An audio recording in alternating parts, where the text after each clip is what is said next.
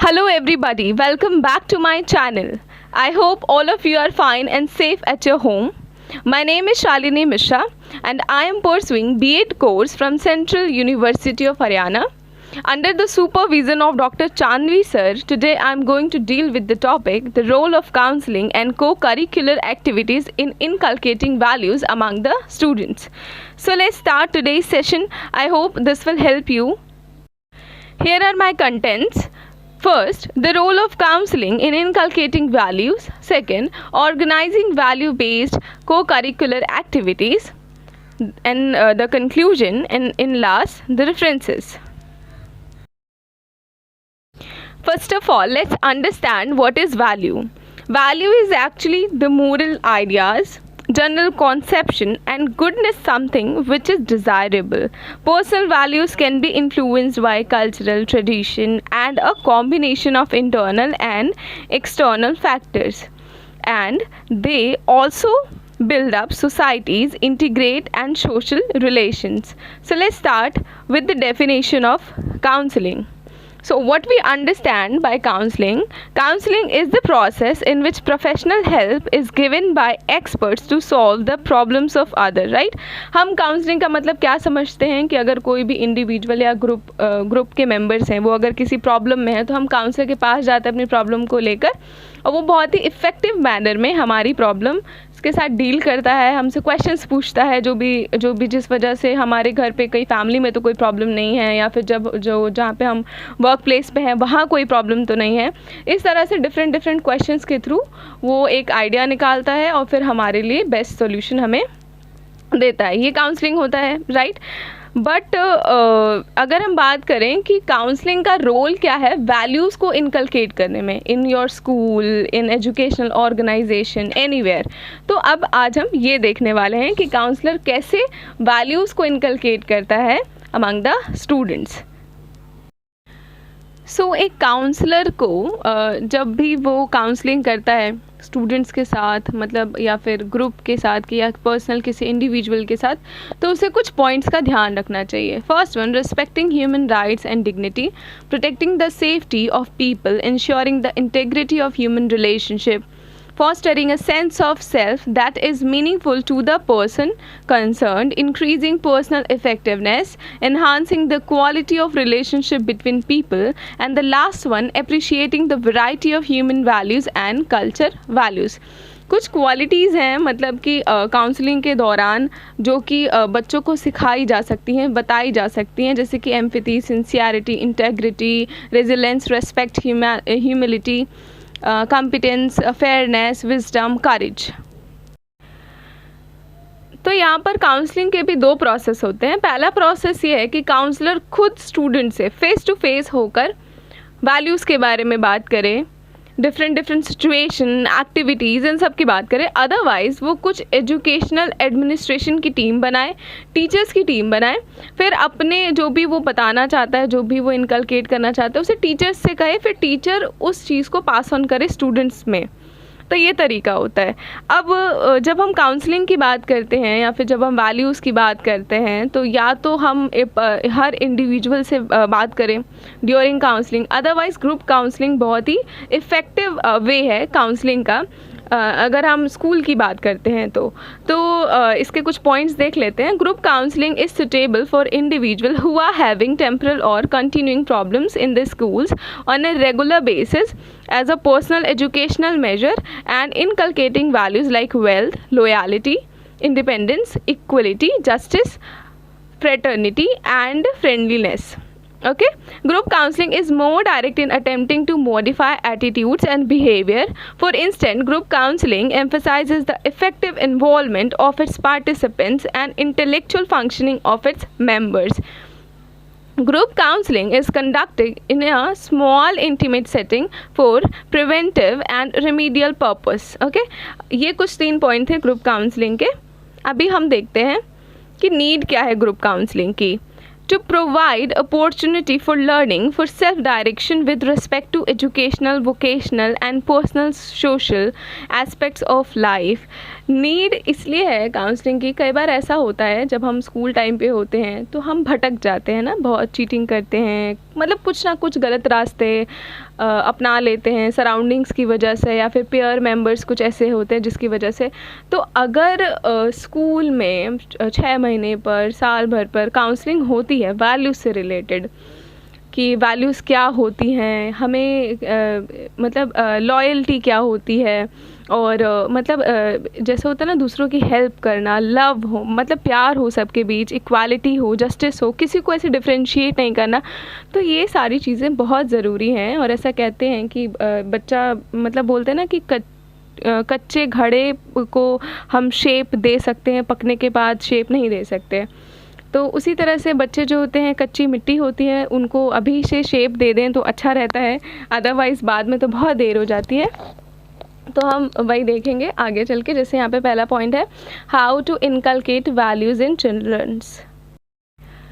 तो यहाँ पे इस पिक्चर में दिख रहा है कि ये लड़का जो है अपने पापा के, या कोई भी उसके बड़े हो सकते हैं, गुरु हो सकते हैं, उनके पैर छू रहा है। तो एज अ काउंसलर आप बच्चों को ये बता सकते हैं, यहाँ पे कुछ पॉइंट्स हैं। Tell the kid when he or she is wrong, suggest them for reading, it helps a lot, suggest them to enrol in various competition and sports, share good experience with the kid from which they know about values. जो भी अच्छा हुआ है values, मतलब कुछ ऐसी story सुनाना जिसमें डिफरेंट वैल्यूज़ की बात की गई हो, तो उससे क्या होता है बच्चे जल्दी सीखते हैं।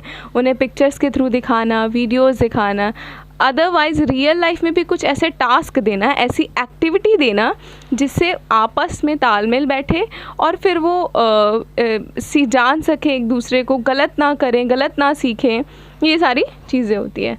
अब यहाँ पे नेक्स्ट जो टॉपिक है वो है जुवेनाइल डेलिक्वेंट। कौन होते हैं जुवेनाइल डेलिक्वेंट चाइल्ड? ऐसे बच्चे जो किसी प्रेशर की वजह से, समाज के प्रेशर हो या फिर खुद उनकी कोई प्रॉब्लम हो, भटक जाते हैं और कहीं ना कहीं क्राइम मतलब कर बैठते हैं, गुनाह कर बैठते हैं। और ऐसे बच्चे, इनकी जो एज होती है 10 से 18 साल, मतलब ऐसी एज मानी गई है जिसमें बच्चों से गलती हो जाती है। निर्भया कांड में भी ऐसे ही हुआ था, एक लड़का था जो कि नाबालिग था। तो ये इन पे क्या काउंसलिंग का क्या इम्पैक्ट पड़ता है, ये भी डिस्कस करना बहुत ज़रूरी है। तो अब जो भी गलती हुई इनके साथ, इनमें इनका कोई दोष नहीं था, इन बच्चों का कोई दोष नहीं होता है।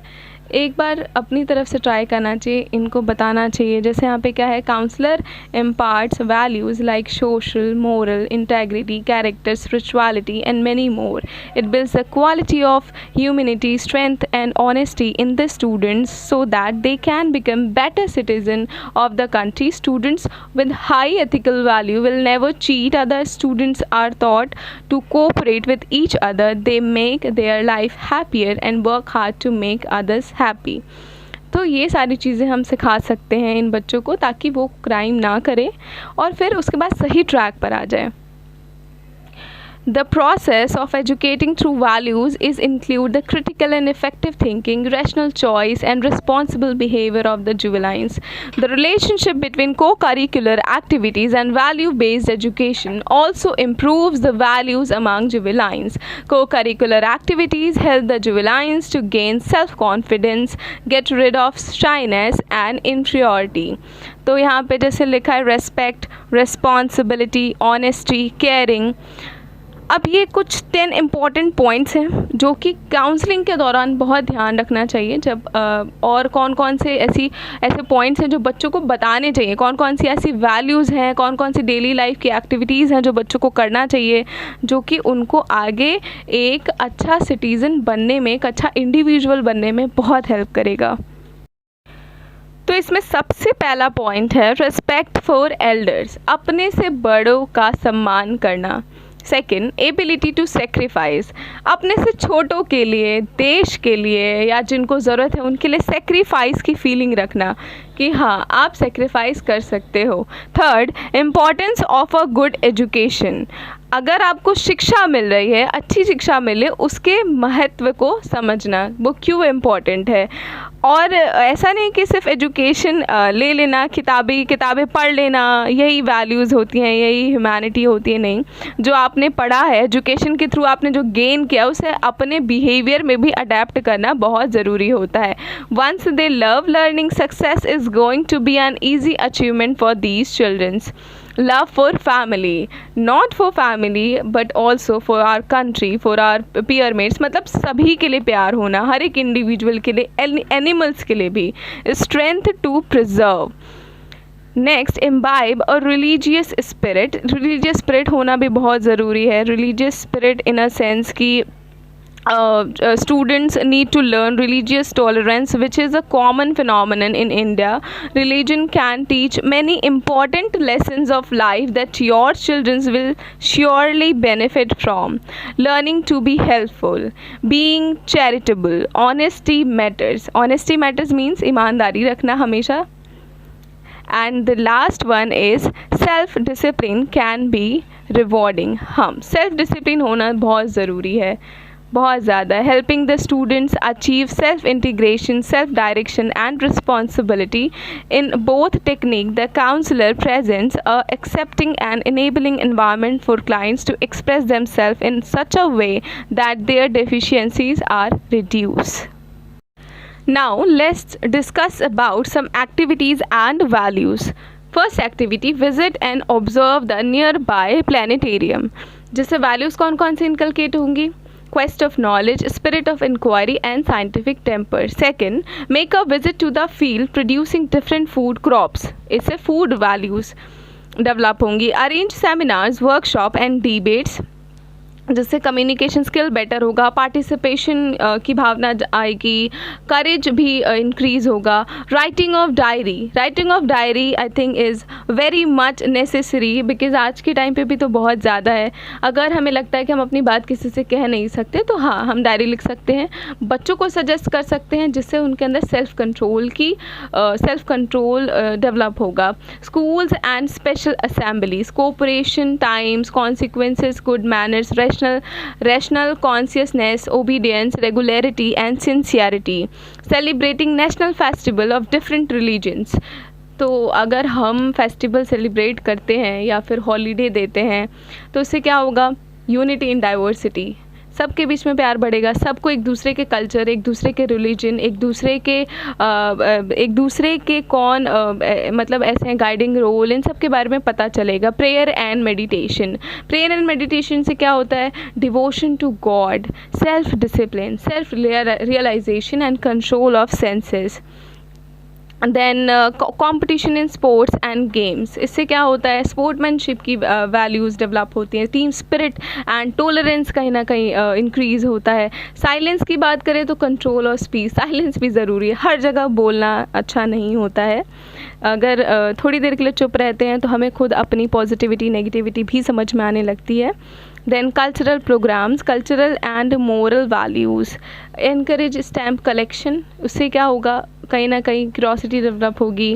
And then shramdaan is actually about to know the intention of hard work, gratitude, friendship, service and dutifulness. Introduce of creative personality, जिससे कि साइंटिफिक टेम्पर डेवलप होता है. तो ये एक्टिविटीज़ थी जो अभी हमने देखी, और उससे कौन कौन सी वैल्यूज़ डेवलप होती है भी हमने देखा. अब हम देखेंगे कि कौन कौन सी को करिकुलर एक्टिविटीज़ हम ऑर्गेनाइज़ कर सकते हैं स्कूल्स में जो कि बच्चों के लिए बहुत बेनिफिशियल होगा. तो सबसे पहले बात करें अगर एजुकेशन की, तो एजुकेशन का मेन पर्पस होता क्या है? ऑलराउंड डेवलपमेंट है ना, बच्चे का संपूर्ण विकास. किस तरह से? Physically, emotionally, socially, mentally, spiritually and morally, right. इस तरह से बच्चों का विकास होना चाहिए, डेवलपमेंट होनी चाहिए हर एक एस्पेक्ट्स में. तो सिर्फ करिकुलर को पढ़ा देना, मतलब बुक्स के थ्रू अपने कोर्स को कंप्लीट करा देना, सिलेबस को कंप्लीट करा देना is not enough. So that curricular activities इसीलिए इम्पॉर्टेंट है क्योंकि बच्चों को बुक्स के साथ साथ रियल लाइफ से रिलेटेड एक्टिविटी, रियल लाइफ में क्या इंपॉर्टेंट होता है, वो सारी चीज़ें भी बहुत इंपॉर्टेंट है. पहले को करिकुलर एक्टिविटी को बोलते थे एक्स्ट्रा करिकुलर एक्टिविटी, बट नहीं, ये कोई एक्स्ट्रा करिकुलर एक्टिविटी नहीं होती. एक्चुअली में हमारे करिकुलम का ही पार्ट है कहीं ना कहीं, जो कि इनकलकेट करना बहुत ही इम्पॉर्टेंट होता है। जैसे ऑब्जेक्टिव्स की बात करें अगर हम, तो objectives of value clarification through co-curricular activities are to develop awareness about the harmful consequences of complicated situations and behavior, to avoid peer pressure, to provide opportunity to express their own values and attitudes, to make them think critically and take right decision on problematic issues, to understand what values are, identify and share some of the values, to make the students examine the relationship between values and behavior, wants and needs, to learn that they spend one's time and resources indicates what one's values are. Now let's discuss how we can imbibe values through co-curricular activities. So first one is morning assembly. Morning assembly में आप सभी ने, मैंने भी prayer की होगी, जिसमें हम बोले भगवान को याद करते हैं कहीं ना कहीं, भगवान भी नहीं मतलब जैसे बहुत सारी प्रेयर ऐसी होती हैं जिससे पैट्रियोटिक की फीलिंग आती है बच्चों के बीच में, तो ये कहीं ना कहीं हेल्प करता है। दूसरा ग्रुप वर्क दे सकते हैं जिससे हम एक दूसरे के कल्चर्स को जान सके, एक दूसरे की थिंकिंग को एक्सेप्ट करना सीखें, तो ग्रुप वर्क इन सब में बहुत हेल्प करता है। ग्रुप वर्क ये कैसी हो सकती हैं, जैसे कि स्पोर्ट्स, गेम्स, रोल प्ले, ये सारी चीज़ें, क्विज़ वगैरह। देन क्लब आजकल ना बहुत इंपॉर्टेंट फैक्टर हो गया है कहीं ना कहीं हर चीज़ के लिए, कॉलेज क्लब हो या स्कूल क्लब हो, like science club, radio club, debating club, chemistry club, ये सब वैल्यूज़ को कहीं ना कहीं जोड़ कर रखती हैं। डिस्कशंस के थ्रू, सेमिनार्स के थ्रू हम बता सकते हैं इंपॉर्टेंस क्या है।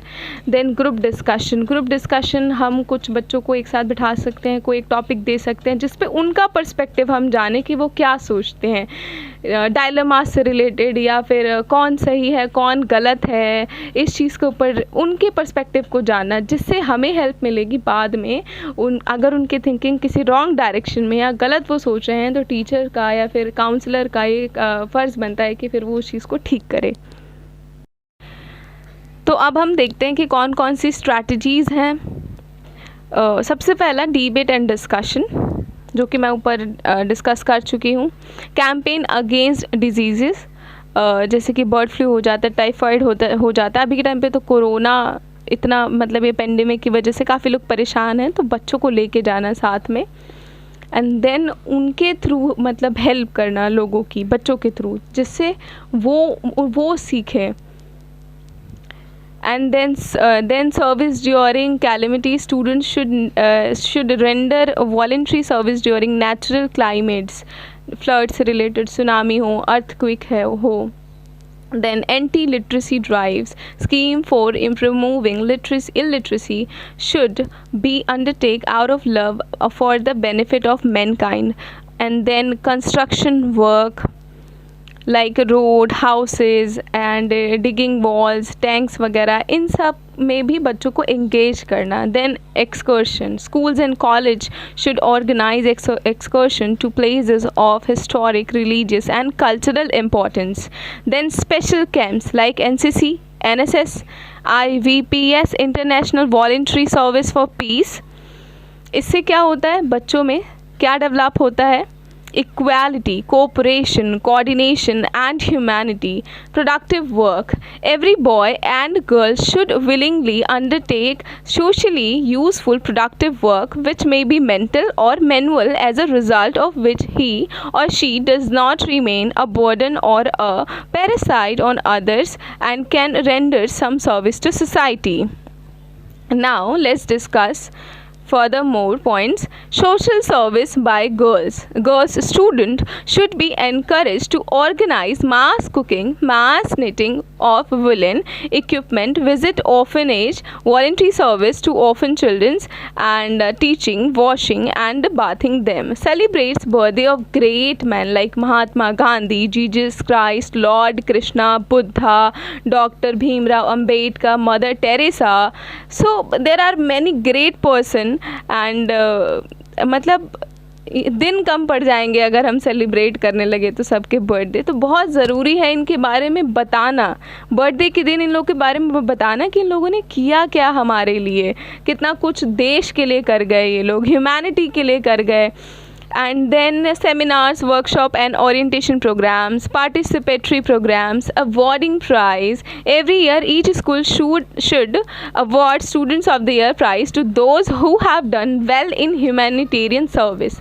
Then the last one, teacher being a model. Of course, ऐसा नहीं है कि आप बच्चों को सिर्फ बता रहे हैं. अगर ऐसा होता है ना, बच्चे देख के सीखते हैं, तो सबसे पहले आप में वो चीज़ें मोल्ड होनी चाहिए, वो चीज़ें इनकलकेट होनी चाहिए, वो आपके नेचर में होना चाहिए, तभी बच्चे आपको देख के सीखेंगे. तो रोल मॉडल बनना बहुत ज़रूरी है. So what is the conclusion of this topic? Values are the guiding principle that play a decisive role in making the direction of life. Values are the set of principles or standards of conduct. Values are regarded desirable, important, and held in high esteem by a particular society in which a person lives. Counselor has an important role in inculcating values in students. Values are observed from various sources: the family, the friends, workplace, the events you observe, your personal reading, thinking, and experience. Here, the role of a counselor is crucial. He or she have an impact on students' personality and are in the best capacity to modify students' behavior. Considering co-curricular activities, a teacher or a counselor make an adjustment in the timetable to provide for those activities, encourage pupil participation, and also provide guidance while participating as an integral part of curriculum. Then, these activities will have a wholesome effect and have great educational values too. All the co-curricular activities should be organized with the spirit of devotion. Thus, by planning a coherent program on different activities, rich in stimuli will also be heightening their abilities of self-expressions, preparation for vocation, sentiments of loyalty, organizing ability, creativity, constructiveness, and maintain good relation between schools and community. Without these activities, the school will be no more than the teaching shop and the children no more than the bookworms. Okay, I hope आप सभी को ये topic बहुत अच्छे से समझ आया होगा. मैंने अपना पूरा बेस्ट दिया है. Here are my references from where I have collected my data. And thank you so much guys, thank you so much for watching this video. And if you like this, then please hit the like button, subscribe my channel, share with your friends, and press the bell icon. Once again, thank you so much.